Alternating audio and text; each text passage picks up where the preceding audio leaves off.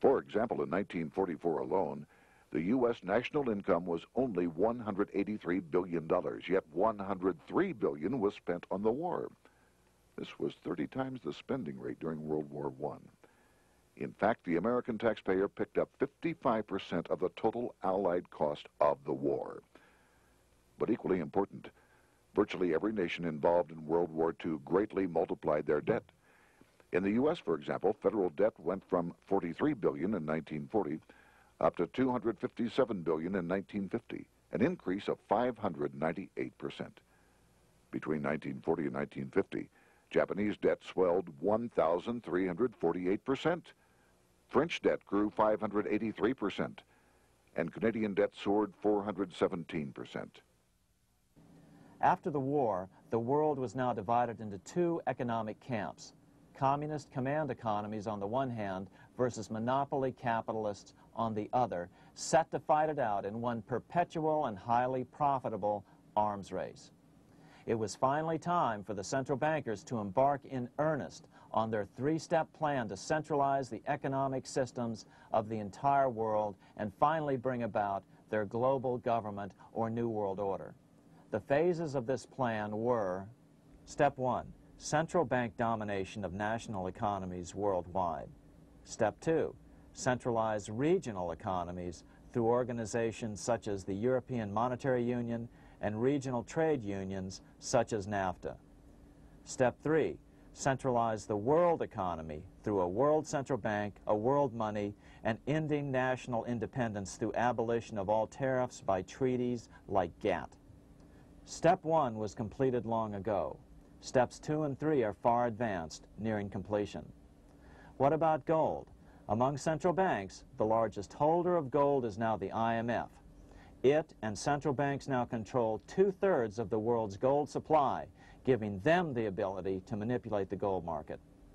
Remember the money changer's golden rule: he who has the gold makes the rules. But before we get into solutions to our problem, let's take a look at what happened to all that gold in Fort Knox. Because if we don't understand that the gold has been stolen, we'll allow ourselves to be stampeded into the wrong solution: a gold-backed currency. Most Americans still believe that the gold is still here at Fort Knox. At the end of World War II, Fort Knox contained over 700 million ounces of gold, an incredible 70% of all the gold in the world.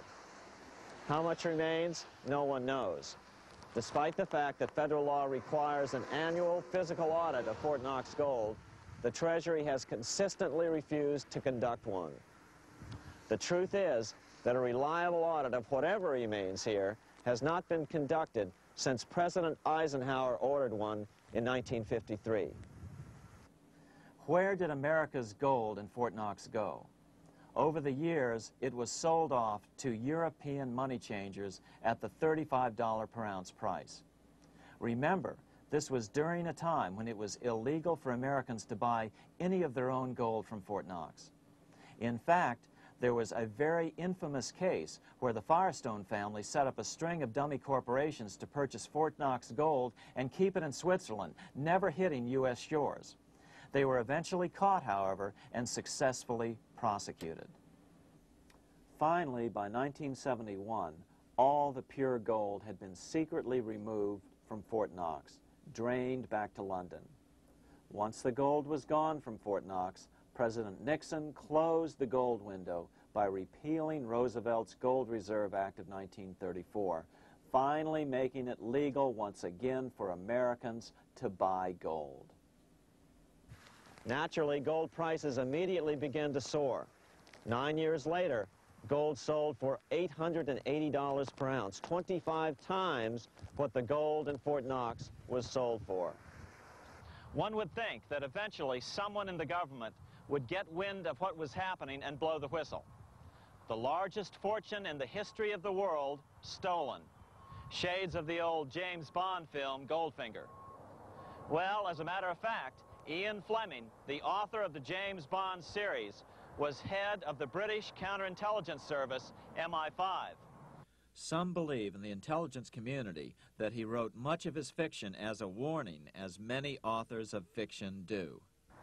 If the removal of all the good delivery gold from Fort Knox can be viewed as a deliberate raid on the U.S. Treasury, then such an operation might well have been years in the making, namely 40 years. Certainly enough time for Fleming to get wind of it and try to prevent it. So just how did the story of the Fort Knox gold robbery get out? It all started with an article in a New York periodical in 1974. The article charged that the Rockefeller family was manipulating the Federal Reserve to sell off Fort Knox gold at bargain basement prices to anonymous European speculators. 3 days later, the anonymous source of the story, Louise Auchincloss Boyer, mysteriously fell to her death from the window of her 10th floor apartment in New York. How would Mrs. Boyer have known of the Rockefeller connection to the Fort Knox gold heist? She was the longtime secretary of Nelson Rockefeller. For the next 14 years, this man, Ed Durrell, a wealthy Ohio industrialist, devoted himself to a quest for the truth concerning the Fort Knox gold. He wrote thousands of letters to over 1,000 government and banking officials, trying to find out how much gold was really left and where the rest of it had gone. Edith Roosevelt, the granddaughter of President Teddy Roosevelt, questioned the actions of the government in a March 1975 edition of the New Hampshire Sunday News. Allegations of missing gold from our Fort Knox vaults are being widely discussed in European financial circles. But what is puzzling is that the administration is not hastening to demonstrate conclusively that there is no cause for concern over our gold treasure, if indeed it is in a position to do so. Unfortunately, Ed Durrell never did accomplish his primary goal, a full audit of the gold reserves in Fort Knox. It's incredible that the world's greatest treasure has had little accounting or auditing. This gold belonged to the American people, not the Federal Reserve and their foreign owners.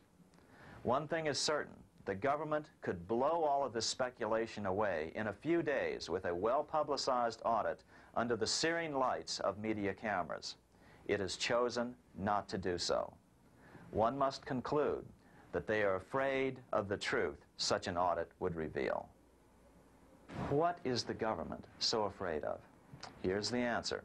When President Ronald Reagan took office in 1981, his conservative friends urged him to study the feasibility of returning to a gold standard as the only way to curb government spending. It sounded like a reasonable alternative, so President Reagan appointed a group of men called the Gold Commission to study the situation and report back to Congress. What Reagan's Gold Commission reported back to Congress in 1982 was the following shocking revelation concerning gold. The U.S. Treasury owned no gold at all.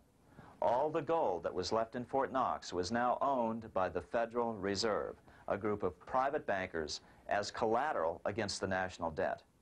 The truth of the matter is that never before has so much money been stolen from the hands of the general public and put into the hands of a small group of private investors, the money changers.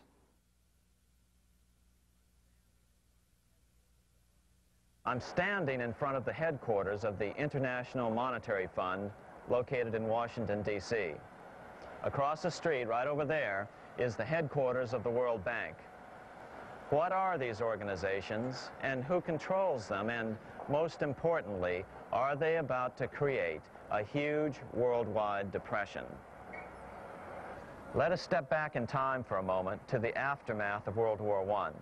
People were tired of war, so under the guise of peacemaking, the international bankers devised a plan to consolidate power even further. Claiming only an international government would stem the tide of world wars, the money changers pushed forward a proposal for world government which stood on three legs. A world central bank to be called the Bank of International Settlements, a world judiciary to be called the World Court located in The Hague, the Netherlands, and a world executive and legislature to be called the League of Nations.